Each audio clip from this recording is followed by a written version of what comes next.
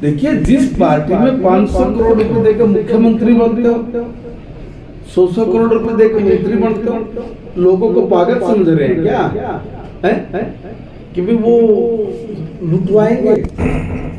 जो ये कहते हो तो बस एक बार ये हाथ में चाबी आ जाए, जितनी झूठ बोल रहे कि भाई हर घर से आदमी लगाएंगे, पहले हमारे लोग लगेंगे। अरे भाई, लोग इतने बोले हैं कि तुम्हारे अपने लोगों को नौकरी लगाने के लिए तुम्हारी सरकार बढ़ाएंगे, तो बाकी लोग कहां जाएंगे? चूल्हे में। शिक्षा मंत्री महिपाल ढांडा ने हर बार की तरह इस बार भी भाजपा कार्यालय में अपना जनता दरबार लगाया।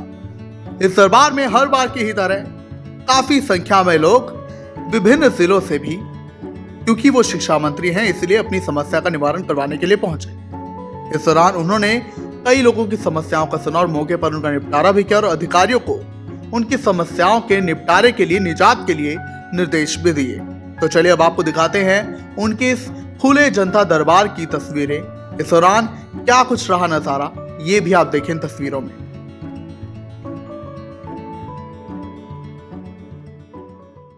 बिहार में बीजेपी सरकार ने, हरियाणा ने और बीजेपी ने अपनी तिगनी रफ्तार दिखाई। अब हरियाणा में तिगनी रफ्तार की लोग फीलिंग चाहते हैं। बिल्कुल फीलिंग चाहते नहीं, फीलिंग आई हुई है। सही बात तो ये है। आज भी आप देखेंगे तो जो एक सामाजिक काम होते हैं, डेवलपमेंट के वक्त होते हैं, मुश्किल से 10% भी लोग नहीं है, मुश्किल से ऑलमोस्ट 90%, 92% लोग पर्सनल वर्क्स को लेके ही आते हैं। और जैसा आपने कहा कि आज ज्यादा नहीं, आज बहुत कम, 3 गुना ज्यादा लोग आते हैं। मतलब हमें 12 बजे तक, 1 बजे तक बैठना होता है, शाम के 4 भी बज जाते हैं।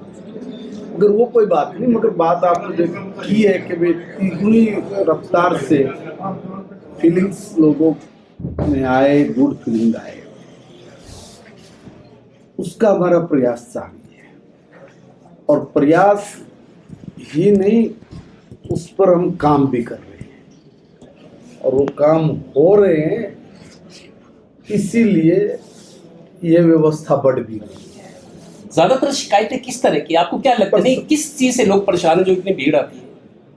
देखिए, जमीनी विवाद, लड़ाई झगड़े, कुछ सामाजिक कृतियां बोलना भी ठीक नहीं, तो इस तरह के ज्यादा केस।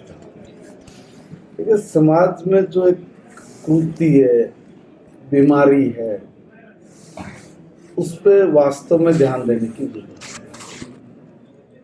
पारिवारिक विवाद दहेज में बदल जाता है, पारिवारिक विवाद पैसे का आपसी व्यापार में लेने देने का विवाद वो दूसरा रंग ले लेता है, बलात्कार जैसी चीजें आ जाती हैं। कोई एक दूसरे को कुछ बोल भी दे तो पता भी नहीं होता कि आप किस जाति के, किस जाति के, मैं किसी पूछता नहीं कौन क्या है। मगर बाद में बहुत सारे लोग आपस में बैठते हैं, बातचीत करते हैं, पता भी नहीं होता उनको, स्वाभाविक तौर पे इतना प्रेम प्यार होता है कि पूछता भी नहीं आप कौन है कौन नहीं। बाद में कोई विवाद हुआ तो दूसरे तरह के एक्ट लग जाते हैं। तो इस तरह के मसले हैं, वो वास्तव में गलत है।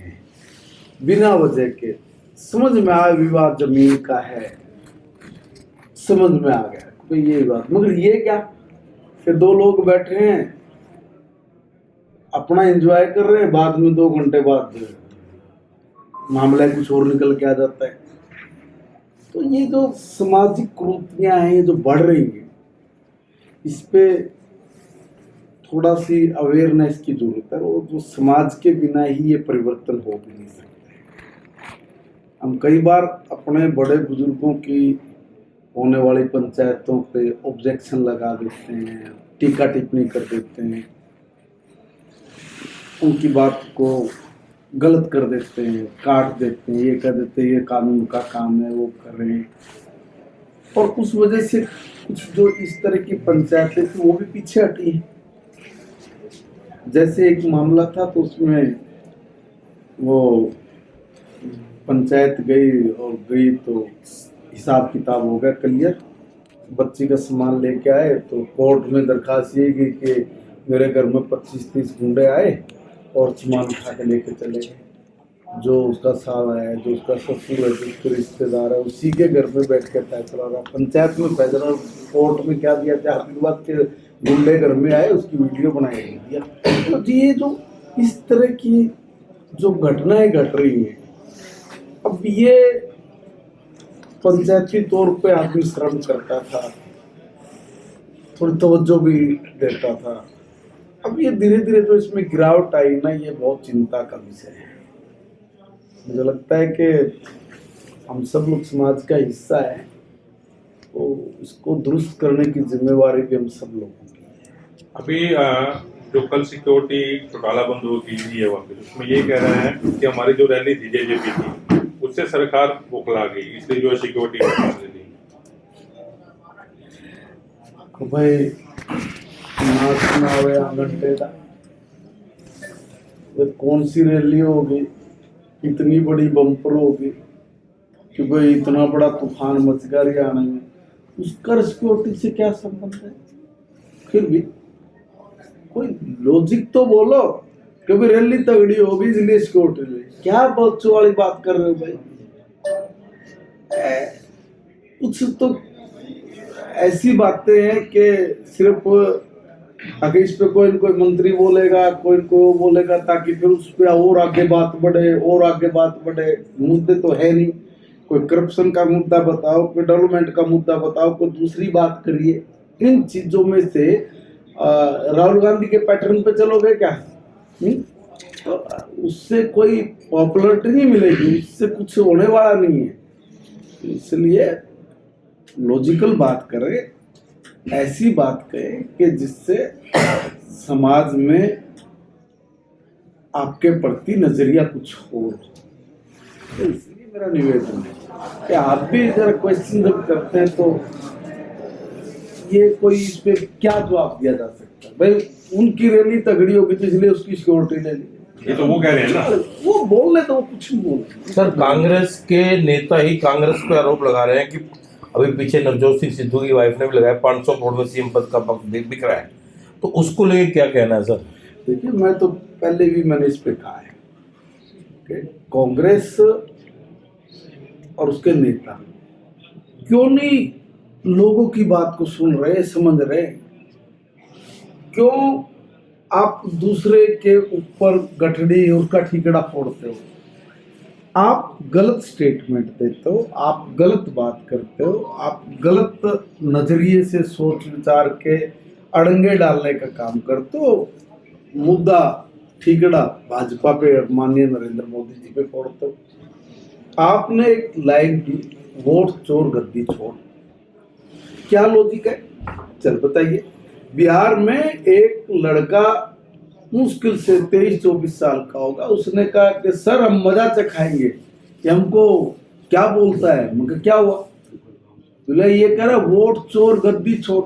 वोट हमारा, हमने अपनी वोट से किसी को गद्दी दी तो गाली मोदी जी को देते। इसका मतलब वो उनको नहीं दे रहा, हमें गाली दे रहे कि तुमने क्यों वोट दे के इनको गद्दी पे बिठाया। इनको ऐसा सबक सिखाएंगे बिहार में, याद रखेंगे, सिखा दिया। उनको यही नहीं पता है कि तुम बोल क्या रहे हो, तुम कह क्या रहे हो, तुम्हारा टाइटल क्या है। अब टाइटल, अब उनके लोग भी उनको समझा के मगर कोई बोलता तो नहीं है। अब इनकी एक नेत्री ने हिम्मत करके इनकी आंख खोलने के लिए एक बात बोली कि कांग्रेस में वही मुख्यमंत्री बनता है जो 500 करोड़ से ऊपर की बोली लगाता है। अब आप इस चीज को समझ लो भाई, सीखो ना। भारतीय जनता पार्टी किसी भी अपने साधारण से साधारण कार्यकर्ता को मुख्यमंत्री मंत्री बना के सेवा करने का मौका देती है। अब तुम भी ये साहस दिखाओ, करो तुम लोग ये काम। तुम्हारी नेत्री बोल रही है, मानो उसकी बात को, डिक्लेयर करो कि हम आज के बाद किसी को भी मुख्यमंत्री बनाएंगे, उससे 1 रुपया नहीं लेंगे, करे डिक्लेयर। शर्म क्यों आती है? लिया है ना आप लोगों ने, जब लिया है तो उस पे आप ये तो कह ही सकते हो कि भाई हम अब के बाद जिसको भी मुख्यमंत्री बनाएंगे, मंत्री बनाएंगे, हम उससे पैसा नहीं लेंगे, ईमानदारी से हम लोग बनाएंगे। अब आप एक बात बताइए, करप्शन क्यों होता था उनके राज में? 500 करोड़ दे के मंत्री मुख्यमंत्री बनो, 200 करोड़ दे के मंत्री बनो, तो फिर उसमें आप क्या सोचते हो कि लोगों का काम करेंगे? उनके तो लोग अभी हरियाणा में सूतनी कपास जुलाई लट्ठम लट्ठा, कड़ी नजदीक नहीं, सरकार के बोले मैं मुख्यमंत्री बनूंगा, मैं मुख्यमंत्री बनूंगा। मैं तो हंसता था, आपको मैंने पहले भी कहा हुआ है, आप लोग भी कहते बोला नहीं सर कुछ ज्यादा कह रहे हो, मैंने बिल्कुल एग्जैक्ट फीड कर देंगे। मैंने कहा अब ये भी कह देंगे अच्छा जरूर सेटिंग होगी ईवीएम की मतलब मेरा निवेदन है कि तुम इस तरह की उल जुलूल बातें करके बने रहने का प्रयास करते हैं, इनकी बातों पे इतना महत्व देने कर चलाने की आवश्यकता नहीं है। क्यों नहीं है? कि इन चीजों से समाज को लाभ क्या मिल रहा है? देखिए मैं वही फिर कह रहा हूँ, एक समाज में कुरीतियां जो फैल रही हैं, हमारी भी तो रिस्पॉन्सिबिलिटी है ना कुछ की भी ठीक और गलत, हम भी हमारे अंदर भी तो हमारा विवेक है ना। खाली खबर है तो खबर को खबर नहीं, इधर से ये बोला उधर से उसने ये बोला और इसलिए ये चला दो। मान लीजिए किसी का आदमी है बोलता है, अब मैं 2000 लोगों से मिलते यहाँ पे आपके सामने बैठा हूँ, जो थोड़ी मैं भी इतनी उसमें से निकल के अगर कुछ बोलूँ, एक शब्द मेरे से स्लिप कर जाए तो उससे ये पता है कि बात बढ़ सकती है, तो आपका विवेक नहीं काम करेगा, या आप उसको खबर बना के देंगे तो आपका विवेक भी तो होगा ना कि एक व्यक्ति सारी जिंदगी लगा के कहीं तक पहुंचा और उसने क्या गलतियां किसी से नहीं होती होंगी, सबसे होती। इसलिए समाज में अगर कोई भी व्यक्ति इस तरह की उल जुलूल बात करके सामाजिक नुकसान पहुंचाने का प्रयास करता है तो मेरे को हाथ जोड़ के आपको कुछ विनती कर सकता हूँ, मैं प्रार्थना ही कर सकता हूँ, आग्रह निवेदन कर सकता हूँ कि हमें भी अपने विवेक का इस्तेमाल करें। राजनीति की नब्ज पहचानने वाले हरियाणा में कई लोगों के मुंह से मैं सुनता हूँ जिनको राजनीति की समझ है कि इनेलो तीसरा विकल्प बन सकता है आगे चल के। देखिए भारतीय जनता पार्टी अगले 50 साल तक कहीं नहीं जाने, 50 तक या 50 साल तक? 50 साल तक खत्म ही हो जाएंगे सारे। मैं क्या करूं उनका उनके कर्म। देखिए जिस पार्टी में 500 करोड़ रुपए देकर मुख्यमंत्री बनते हो, 100 करोड़ रुपए देकर मंत्री बनते हो, लोगों को पागल समझ रहे हैं क्या है कि भी वो लुटवाएंगे? जो ये कहते हो कि बस एक बार ये हाथ में चाबी आ जाए, जितनी झूठ बोल रहे कि भाई हर घर से आदमी लगाएंगे, पहले हमारे लोग लगेंगे। अरे भाई लोग इतने बोले हैं कि तुम्हारे अपने लोगों को नौकरी लगाने के लिए तुम्हारी सरकार बढ़ाएंगे, तो बाकी लोग कहाँ जाएंगे? चूल्हे में। उन्होंने क्या कहा? उन्होंने कहा बिल्कुल पारदर्शिता के साथ ईमानदारी से जिसका हक बनता है उसका हक देंगे। जमीन आसमान का अंतर लोगों को समझ में आ गई है, इसलिए हमें कहने की जरूरत नहीं है। और जिनकी वो कहते ना पूत के पांव पालने में दिख जाते हैं, तो इनके तो पांव दिखे हुए हैं, इनका तो पालना का पालना सारा ऐसा भरा पड़ा है कि जिस भी ईंट ने ठाएंगे उसके अंदर से सूसू निकल के आएंगे, है ना। तो इसलिए मैं ये सही बोल रहा हूँ कि इतने लंबे अरसे तक इन्होंने इस देश को जो बर्बाद किया है, जो लूटा है, जो सारे इनके दलों के जो लोग हैं, अच्छे खासे भी जो लोग हैं, उनका भी विवेक मार दिया इन लोगों ने। विवेक इसलिए मार दिया कि वो बोल ही नहीं पा रहे, कुछ कह ही नहीं पा रहे। अच्छे से अच्छा आदमी भी असमंजस में पड़ा है, उसका स्थान तो ठीक बन गया वहां पे, छोड़े तो मरा ना छोड़े तो मरा, है ना। एक तरफ कुआ एक तरफ जेरा, साफ सुंदर खाए तो मरे, ना खाए तो मरे। इसराना में ब्रजेंद्र सिंह परसों सद्भावना यात्रा लेके आ रहे पानीपत, परसों शनिवार को। आपको लगता है कुछ सद्भावना, किसकी सद्भावना हो? कांग्रेस में सद्भावना की इच्छा कर रहे हैं या आप सद्भावना पब्लिक में हो? किस मकसद से देखते हैं आप उसकी यात्रा को? परसों इसराना आ रही है। पक्की बात पूछना, वो ही नहीं बता। ये एक नाम दिया उन्होंने, हम लोगों में जाए तो लोगों में जाने के लिए कुछ ना कुछ तो बोलना पड़ेगा। तो किसी ने सजेस्ट कर दिया होगा, जैसे राहुल गांधी जी को इंटरनेशनल फोर्सेज एक स्क्रिप्ट लिख के दे देती है कि ले झुंझने तने जाके बजना है, तो उनका झुंझना है, तो उसको लिख के दे दिया कि हिंदुस्तान का लोकतंत्र है वो खतरे में। उन्हें बोल दिया लोकतंत्र खतरे में। आपको कहां से लगा भारत का संविधान खतरे में? उसको ये नहीं पता भले आदमी को कि भाई भारत का संविधान तूने ही पाड़ के फेंका तो सबके सामने। बावड़े, तू वो काम तो मत बोल जो तूने पाप किए हुए। संविधान की कॉपी को पाड़ना यानी पाप करना है, और उसी संविधान की कॉपी को जेब में उठा के बहन भाई घूमते लोगों को पागल समझ रहे हो क्या? परसों ब्रजेंद्र सिंह आ रहे, उसका जवाब उसका जवाब दे रहा हूँ। वो भी तो उसे कुंबे का है, वो भी तो उसे कुंबे का। मैं वही कह रहा हूँ, जैसे टाइटल उधर दिया झुनना बजा, ऐसी इन्होंने भी तय किया कि चलो हम भी जाए, लोगों से मिले। अब और तो कुछ बात पा नहीं रही है। इन्होंने क्यों नहीं कहा करप्शन रोकने के लिए रैली करेंगे? क्यों नहीं बोला कि भाई यहाँ पे गलत काम हो रहा है सरकार में, इसके लिए हम लोग रोकेंगे? सद्भावना मतलब किसकी? वही आप वाली बात है, कांग्रेस की सद्भावना। किसकी सद्भावना? लोगों से तो कोई लेना देना देखो इनका है, एक बात तो समझ लीजिए, कोई लेना देना नहीं।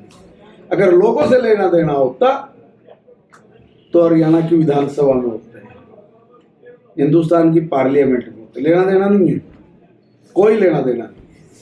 सिर्फ लोगों के बीच में आना और ये दिखाना कि भी एक मैं भी आ गया, मैं मेरे को भी देखो, है ना? इसके अलावा कुछ नहीं है। कौन सी? अच्छा एक बात बताइए, ये यात्रा इन्होंने 5-7-10 दिन तो हो गए निकालने, कहीं पीछे से कोई फीडबैक लिया कितनी सद्भावना आई है? किसी ने? देखो आप तो सारे जागरूक लोग हो और बहुत एडवांस भी रहते हो, अवेयर भी इतने हो के वो कहते हैं ना, जहाँ ना पहुंचे रवि वहां पहुंचे कवि। तो आप कोई कवि से कम थोड़ी नहीं हो, आप तो उनसे भी एक कदम आगे नारद की संतान हो। तो भाई साहब, आपने किसी ने पूछा है कि पीछे से कि भाई ये यात्रा निकल रही है और इतनी सद्भावना बढ़ी है? उस सद्भावना यात्रा का ये जब आकलन कर रहे होंगे, हर रोज कोई आदमी काम करता तो अपने काम का आकलन करता है। तो जब वो आपके पास हैं तो आप उनसे पूछना कि भाई साहब आपने अपनी इस यात्रा का आकलन किया होगा, क्या फीडबैक आ रहा है, कितने प्रतिशत आ रहा है, तो ध्यान में आ जाएगा। कितने लोगों ने आपसे, आजकल तो सोशल मीडिया का युग है, फिर भी अरे किसी ने सोशल मीडिया पे तो नहीं दिया होगा जो आप चोरी छिपे 2-4-5 लोगों ने कोई पत्थर दिया हो। चलो आपके हवाले से पूछ के महिपाल जी पूछ रहे, सद्भावना की यात्रा किसकी सद्भावना चाहते हो आप? पानीपत में गंदा पानी पीने से 13 लोगों की मौत हो गई, जिसमें 1 साल के बच्चे से लेकर 70 साल के बुजुर्ग भी हैं। और ये एक बात में ये चीज को कौन सिद्ध करेगा? ये किसने सिद्ध किया? ये पीने से पब्लिक हेल्थ के डिपार्टमेंट के द्वारा ये कहा गया है कि पानी दूषित है, कि मौत का कारण पानी है। ये कैसे सिद्ध हुआ?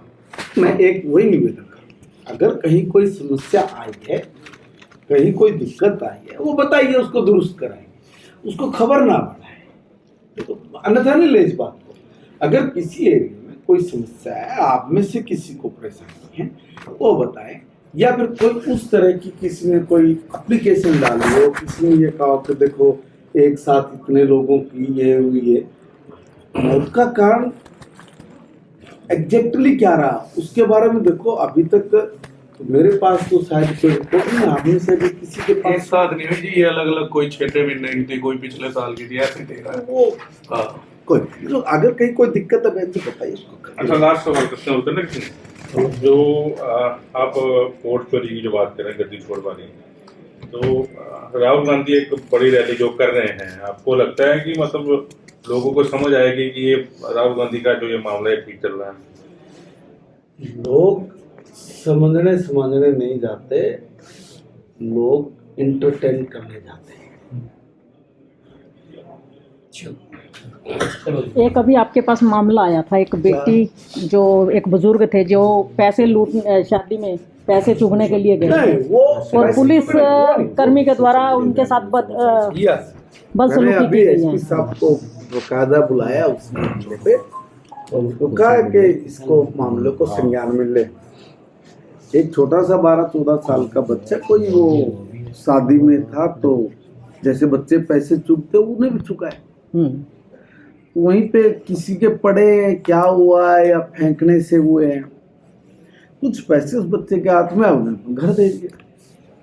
तो वहाँ और भी बच्चे थे, तो किसी बच्चे की नजर पड़ी कि खोस नहीं सका होगा, उसने जाके बोल दिया होगा। तो वो परिवार आके हमारे पैसे दे, उनको तुम्हारे पैसे कैसे आए? बोले मेरे पैसे वहां पड़े। अब वो जांच करे बिना, क्योंकि वो उसके पैसे हैं, कहाँ से आए, उसने कहाँ से लिए, गरीब भी बोल रहे हो कि मैं गरीब है, तो वहां पे तुम कब गए, कैसे गए, है ना, कुछ उसका आता पता है बगैर। और उसने उस बुजुर्ग आदमी को रास्ते से उठाया, उसके सिर में मारे, उसके मुंह पे थप्पड़ मारे, जैसे उसने बताया है। जी मैंने उसको कहा कैसे कैसे कोई भी कुछ भी करेगा भाई, उसके खिलाफ सख्त एक्शन लो, और सख्त एक्शन की बात की, एक बार उस पर जांच होगी तो निर्णय होगा, देख।